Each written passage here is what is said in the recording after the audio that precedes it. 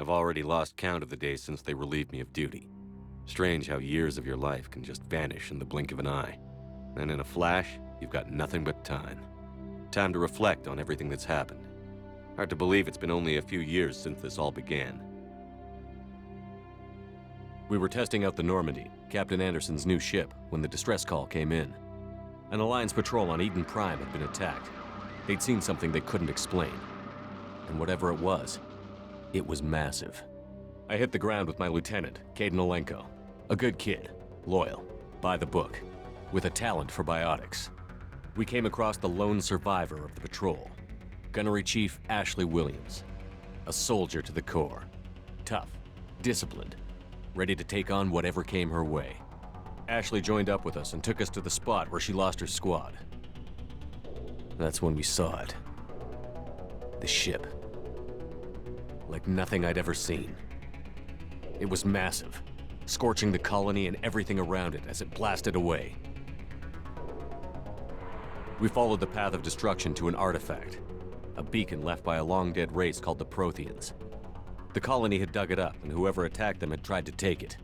Chief Williams made the mistake of getting too close. It hit her with some type of energy. I grabbed her and threw her out of the way. That's when it hit me. Hard. Every muscle in my body went rigid. I couldn't move, could barely breathe. Everything went black. And then I saw something. A vision. Dream. A nightmare. By the time I woke up, we were halfway to the Citadel on our way to meet the Council. I was expected to explain what I'd seen. Anderson came along. So did Adina, our political representative on the Citadel. With those two heavyweights, it seemed reasonable we could persuade the Council that the ship we'd seen was a potential threat, as was the individual behind the attacks. The main suspect for the Eden Prime massacre was a Turian Spectre named Saren. He'd been seen by one of the survivors from the colony at Eden Prime, and there was some evidence to suggest that the ship was connected to Saren. But even Adina's pointed accusations weren't enough to convince the Council. They just couldn't believe one of their chosen elite Spectres could be guilty of something like that. They needed proof, which meant I needed proof. Fortunately, I wasn't alone in my search. Garrus, another Turian, wanted to help. A top agent for Citadel Security. Despite orders from his superiors that he shouldn't get involved, he told me he was suspicious of Saren, and he had some useful leads. More importantly,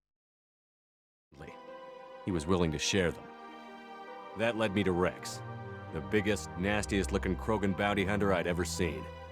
He turned out to be more than just a brute. It was his intel that led to a fugitive with incriminating evidence on Saren. The fugitive turned out to be an energetic little Quarian named Tali. A tech expert with a knack for hacking, she'd procured some information on Saren. Evidence that proved Saren was dirty. Tali's evidence proved that Saren was responsible for the massacre on Eden Prime, and that the immense warship we'd spotted was in fact Saren's flagship. But it went much further. Saren was trying to find a way to bring back a race of sentient machines from dark space. Machines allegedly responsible for cleansing the galaxy of all organic life. These Reapers were blamed for wiping out all life 50,000 years ago, including the Protheans, then disappearing back through the mass relays to dark space, leaving no trace they'd ever been. That explained why Saren was after the beacon, and it made some sense out of my visions. But not much else. We couldn't convince the Council that the Reapers were a threat, but they agreed Saren had to be stopped. They stripped him of his Spectre status and gave me the honor of becoming the first human Spectre. My first task? Bring down Saren. Anderson decided to stay behind, giving up his ship, the Normandy. He told me I would need it more than he would. He also pointed me in a direction. Liara, a Prothean expert, adept in biotics, and maybe most importantly, daughter of Benezia, Saren's top lieutenant. And like most Asari, as beautiful as she is intelligent, and born with a unique ability to meld with other species. Liara was able to help me decipher some of the vision the beacon had given me. Nothing concrete, but it gave me some clues. And a new appreciation for the Asari. Her technique for accessing my vision was unexpected, but not at all unpleasant. Ashley was a little concerned about the connection I shared with Liara. As commander, I knew either relationship had the potential to interfere with the mission.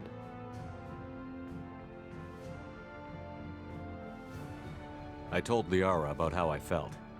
Apparently, she'd felt it too. But we agreed we wouldn't let it get in the way of our mission: finding Saren. Thanks to Liara's help, we had our next lead, Benezia. Saren had taken her to Noveria, where he'd enslaved a dangerous race of insect-like creatures, the Rachni. He ordered Benezia to use the same technique Liara had used on me to extract information from the Rachni Queen. The Queen's drones were everywhere, and they weren't happy. We had to fight through hundreds of them to get to Benezia. By the time we arrived, Saren was gone, with the information. I tried to reason with Benezia, but Saren had indoctrinated her. He had somehow acquired the ability to control people's actions and wills. Benezia wouldn't surrender, and Liara was forced to watch her mother die in her arms. And I was left with an angry, dangerous Rachni Queen to deal with. She claimed her drones would do no harm if I released her. But the Rachni had terrorized the galaxy before. I couldn't do it. I wouldn't doom an entire species for past sins. And the Queen was true to her word. She left and took her army of drones with her. With Saren's top lieutenant dead, he was quickly running out of time and places to hide. I tracked him down at his base on Vermeer, but we soon learned it was more than a base of operations. It was a breeding ground. Saren was breeding an army of Krogan. He'd found a cure for the genophage, a disease inflicted on the Krogan to prevent them from breeding and taking over the galaxy. But the Krogan Saren was breeding were slaves, mindless beasts that obeyed Saren's will. I had to destroy the base, and all its research. Rex disagreed, violently. Rex wanted the genophage cure for his people. I tried to convince him to help me destroy it, that these Krogan weren't real. But he wouldn't back down. Fortunately, Rex is smarter than he looks. He realized this wasn't the way to help his people, and that Saren was the real threat. When we finally got to the center of the base, I realized just how close Saren was to completing his plan. He was already in communication with the Reapers. Sovereign, Saren's flagship we'd all assumed was just a ship, was a Reaper. It spoke to me, threatened me. I could feel the menace it had for every living thing. It wanted me dead. It wanted us all dead. And I knew it was capable of doing just that. What I couldn't understand was why Saren would help it. But there was no time to think about it. Sovereign knew where we were. We had to destroy the base and get the hell out. I split up my team in 2 squads, sending Ash with one and Kaidan with the other as a distraction. We had a nuke, and we planned to use it. Before we could detonate the bomb, Saren showed up. We fought. I stalled him to make time for my team. And in talking to him, I realized the truth. It wasn't Saren who was indoctrinating everyone. It was Sovereign.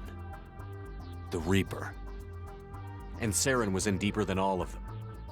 He tried to convince me he was still in control. Said he found a way to reduce the Reaper's influence, but he was kidding himself. Or believing the lies Sovereign was telling him. Before I could convince him to stop, he ran, leaving me just seconds to extract my squad mates. I tried, but I wasn't fast enough. I could only save one of them. Kaidan was a good man, and a great soldier. But I had to choose, and I chose Ash. That was the last time Saren would slip away from me. I knew then, the next time we met, one of us would die. With my team mostly intact, we chased Saren and his army to Ilos, a long-lost planet that had once belonged to the Protheans. As we prepared for what we knew would be a desperate fight, I spoke to my crew. We were just one ship, against Saren's growing army. I assured them all that despite the odds, we could defeat him. Liara saw through my words. She knew I was hurting after Kaidan's death. She could sense my doubts. We both knew this mission could be our last. Until that moment, we'd put our feelings aside for the sake of that mission. But why wait? We gave in to each other, and it was perfect. While it lasted. We arrived on Ilos, close behind Saren. Once on the planet, we discovered a Prothean databank that helped me put the final pieces of my vision together. The Reapers had come 50,000 years ago, and every 50,000 years before that, each time purging the galaxy of life. The Protheans had fought and died, like every species before them. But a few survived long enough to leave a parting gift.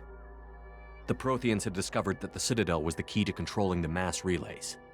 By sabotaging the Citadel, they found a way to close the relays to dark space, slowing the Reapers' return, giving us the time we needed to find a solution to stop the Reapers once and for all.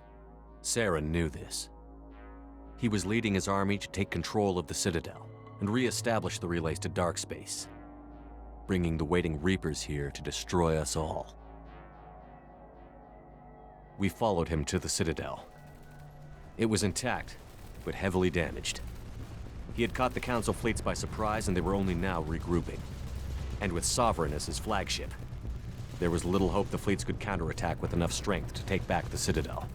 But Saren was done running, and I was done chasing him. As the Alliance and Citadel fleets battled Saren's army outside, I cornered the Turian bastard in the Citadel tower and confronted him. He died believing that the Reapers would save him. As I fought to regain control of the Citadel, the Council's flagship, the Destiny Ascension, fell under attack. Despite Saren's death, Sovereign and Saren's army continued to fight. The Council was aboard the Destiny Ascension, and they were requesting assistance. But I knew in order to help them, I would have to put our Human Alliance fleet in jeopardy.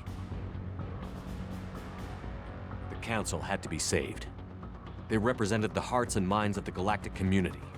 Without them, the fleets would be in disarray.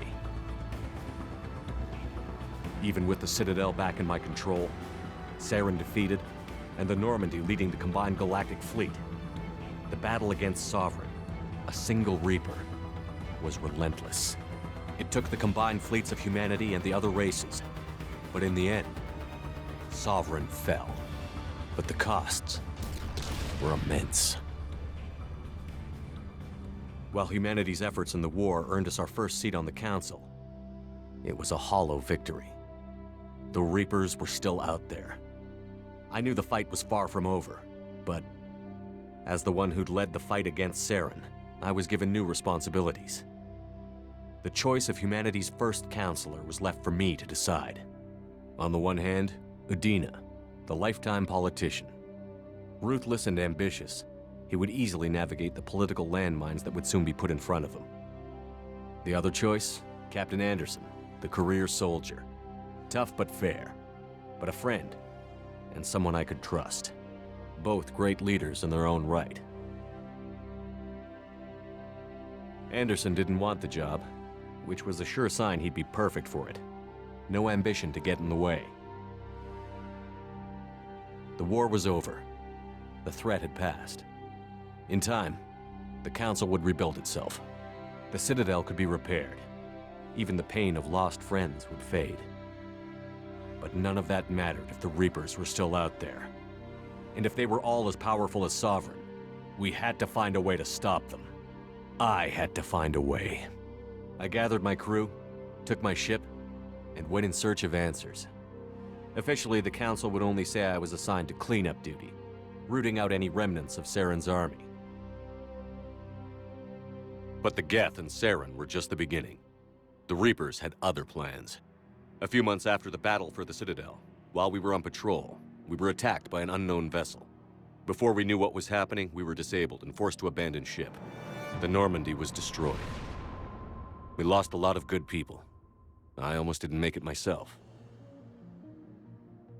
Technically, I was as close to death as you can get. By the time my body was recovered, there wasn't much left. The pro-human group, Cerberus, acquired what was left of my body and spent the next 2 years rebuilding me. My memories, abilities, everything. The person in charge of my recovery was a Cerberus agent, Miranda Lawson. Brilliant and efficient. But before I could be completely rehabilitated, the Cerberus facility we were in was attacked. I was forced to fight my way out. In my condition, I should have died. But an ex-Alliance soldier named Jacob Taylor kept me alive. We found Miranda, and we escaped. They took me to meet the Illusive Man, the leader of Cerberus and the one who had ordered me rebuilt. The Illusive Man lived up to his name, offering half answers to many of my questions. But he did explain why he had brought me back. He believed I was the one person who could stop the Reaper threat. And he explained that the Reapers had a new ally, an insectoid race called the Collectors, the ones who had attacked the Normandy 2 years earlier. Since that time, they'd been systematically abducting entire human colonies and taking them beyond the Omega-4 relay, a place that no ships other than Collector ships ever returned from. The Illusive Man wanted me to find out why humans were being abducted, and to end it. In return, Cerberus would outfit me with a rebuilt Normandy, weapons, and a skeleton crew, as long as I agreed to take along Miranda, Jacob, and an illegal AI named Edie. I told the Illusive Man I wanted my own team, people I knew. He already had a list of individuals that he wanted, people that might be willing to go on a suicide mission, to head beyond the Omega-4 relay and face the unknown. It was an interesting list. Ex-convicts, assassins, experimental scientists. In the end, it was my choice. It would take time and effort to recruit them all, and with more humans disappearing every day, I wasn't sure I should bother. I decided I needed all the help I could get. Recruiting the team took me all over the galaxy. Along the way, I met some old friends. They were quick to join, despite the risks. As for the rest, finding them and convincing them to join me on a suicide mission was difficult. But keeping them from killing each other was next to impossible. They only had to stay alive long enough to complete the mission. I wasn't sure what difference it would make if they were happy doing it. But if we were going to survive this, our best chance was to make sure everyone was working together. I tried to recruit and reconnect with a few of my old squad, but they were suspicious of Cerberus. No doubt why they weren't on the Illusive Man's list to begin with. Worse, they had moved on. For 2 years, they'd believed I was dead and lost. Now I was headed off on another suicide mission. If things were going to get better between us, it would take time. But I was running out of time. Maybe once the mission was over, we could try to reconnect. With most of the team recruited, we were getting close. We just needed to figure out how to survive the Omega-4 relay. Our best chance came when we discovered a damaged Collector ship. We went in knowing it could be a trap, but we had to try. What we found there was almost unbelievable. The Collectors weren't a new race at all. They were the twisted remnants of the Protheans, slaves of the Reapers, and humans were the next target. The Collectors were abducting tens of thousands of humans for the Reapers, and unless we could find a way to stop them, we'd end up just like the Protheans. We had to escape before we could find out the secrets of the Omega-4 relay, but we were more determined than ever to put a stop to the Collectors. All we needed now was a way through the relay. Edie had figured out what we needed, and the Illusive Man knew where to find it. We stole parts from a derelict Reaper to mask our ship's signature, to make the Normandy appear as a Reaper and allow us safe passage.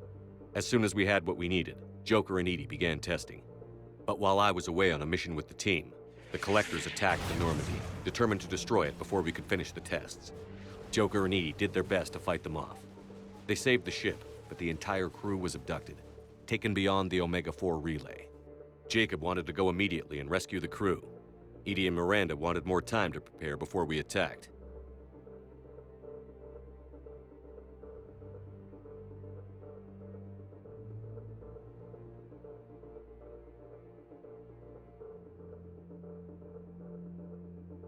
We had everything we needed to get through the Omega-4 relay safely. I wouldn't risk the lives of the crew by waiting. Eventually, we were ready to go.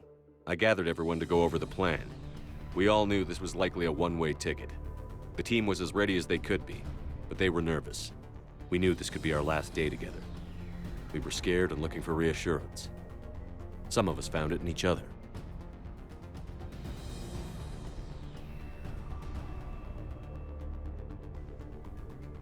But I went to my cabin to be alone, to prepare for the attack, go over every detail.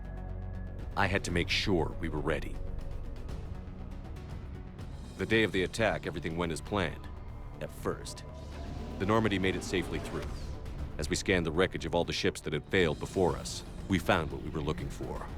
The Collector base. And guarding it, the ship that had destroyed the Normandy 2 years ago, and almost ended my life. But this time, we were the attacker. The Normandy sustained heavy damage. We lost some of the team, but eventually we destroyed the Collector ship, and made our way to their base. We knew the fighting inside would be brutal. We arrived intact, and the team was strong, resilient. We repelled every attack thrown at us. Eventually, we made it to the heart of the base. To this day, I can hardly believe what we saw there. The collected humans had been dissolved, transformed and repurposed to create the frame for a new Reaper. A massive human Reaper abomination. We had no choice but to destroy it. The battle caused severe damage to the base, but we needed to destroy it completely. As I prepped explosives to finish the job, we received a message. The Illusive Man. He didn't want us to destroy the base at all. He wanted to preserve it. He wanted to study how the humans were transformed into the abomination we'd seen, to use the technology of the Collectors to help defeat the Reapers. I always suspected the Illusive Man had his own motives, but I couldn't agree with him on this. We had stopped the Collectors. We would find a way to stop the Reapers without sacrificing our morality in the process. We destroyed the base, completely, and escaped back through the Omega-4 relay. The mission was over, but we paid a price for our success. We lost almost half the team, but at least we were able to rescue the crew in time. And in the end, we stopped the Reapers from creating a human Reaper abomination. And we bought everyone just a little more time. If only there was more time. The Reapers are still coming. Every day a bit closer. I handed every piece of intel on the Collectors and Cerberus over to the Alliance brass. They're not sure what to make of it, but at least they're listening. I just hope they figure out what to do about it soon, before time runs out for all of us.